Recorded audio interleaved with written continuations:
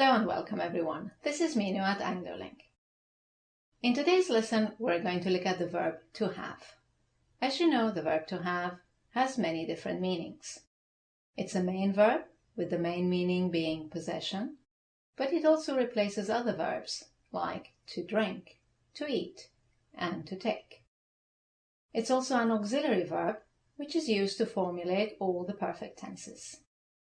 If you add the word to it, have to indicates an external obligation. And finally, we have the causative have, to have something done. So today we're going to look at all these different meanings, and by the end of the lesson, you will have a clear idea of how to use have in each of these contexts. So when you're ready, we can begin. Right then, the verb to have. As I mentioned earlier, to have has several meanings. As a main verb, its main meaning is to possess. If we add the word to it, have to indicates an external obligation.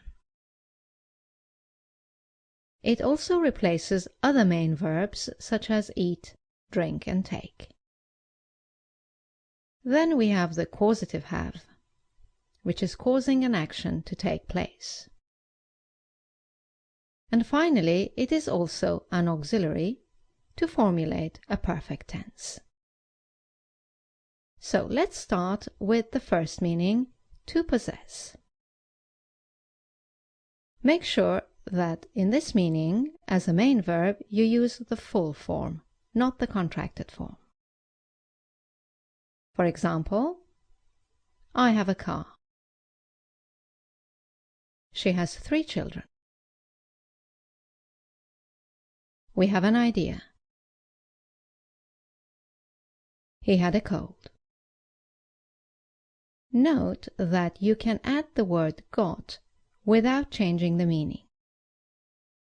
But be careful that if you add got, it is better to use the contraction. For example, I have a car, or I've got a car. Okay, let's look at the second meaning, have to indicate an external obligation. Once again, it's the main verb, so use the full form, not the contracted form. Let's look at the examples. You have to complete this form.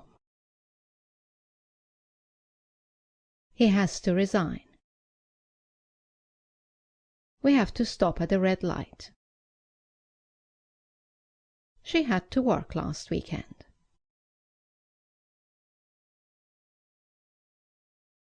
Note that once again you can add the word got without changing the meaning.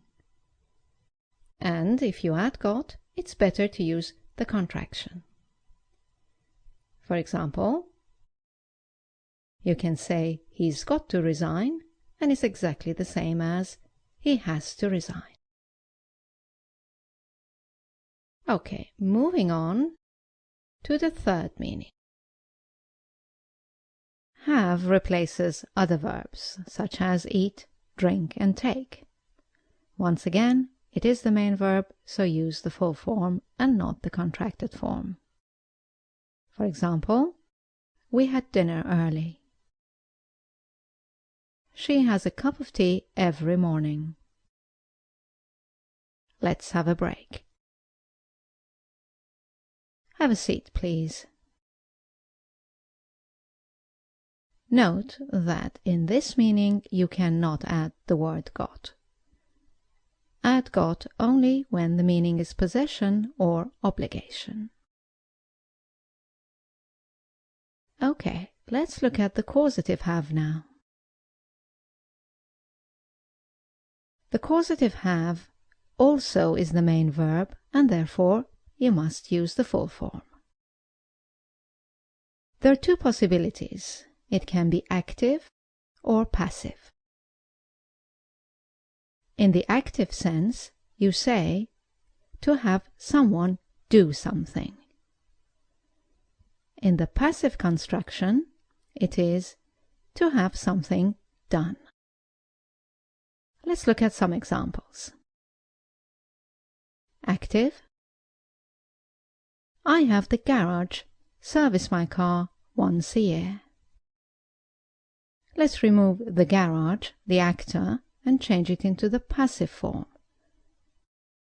I have my car serviced once a year.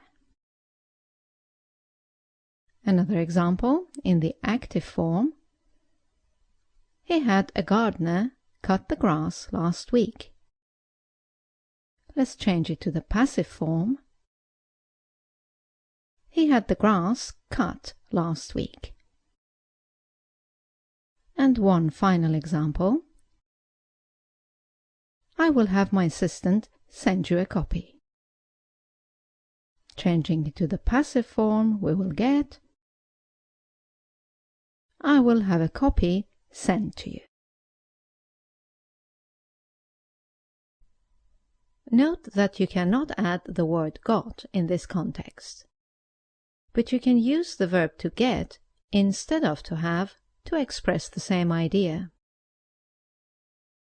For example, instead of I will have my assistant send you a copy, you can say I will get my assistant to send you a copy.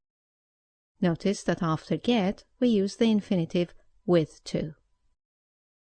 And in the passive form, I will have a copy sent to you, or I will get a copy sent to you.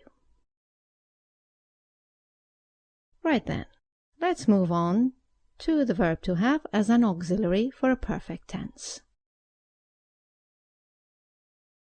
In this case, use the contracted form in spoken English and the full form in written English. Let's look at the examples. We've started. It's arrived. I've been waiting for a long time. They'd seen it before. One particular point you have to be careful of is how to make negatives and questions in the present and past simple tenses. When to have is the main verb, used in its full form, treat it as any other main verb and use do, does, and did to formulate a negative or a question. For example, I have a car. Negative. I don't have a car. Question. Do I have a car? Next example. He has to resign. Negative. He doesn't have to resign.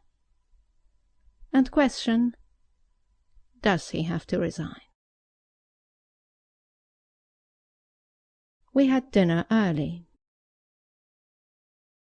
We didn't have dinner early. Did we have dinner early? And one final example. He had the grass cut.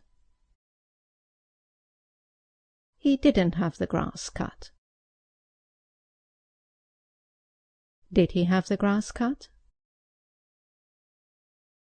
However, when to have is followed by got, or is the auxiliary of a perfect tense, then use direct negative and question forms. For example, we've got to complete this form.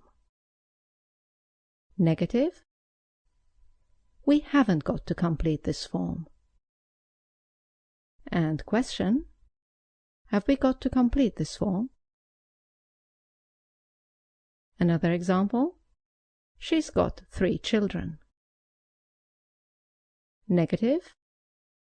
She hasn't got 3 children. And question. Has she got 3 children? And now an example in the perfect tense. They'd seen it before. They hadn't seen it before. Had they seen it before? Well, that's all for this lesson. I hope you've enjoyed it. Let us know in the comments section below if you found it useful, and also what other topics you would like us to cover for you in our next videos. And as you know, you can go to our website anglolink.com for further help with improving your English. Thank you for watching. I look forward to seeing you in our next video. Bye now.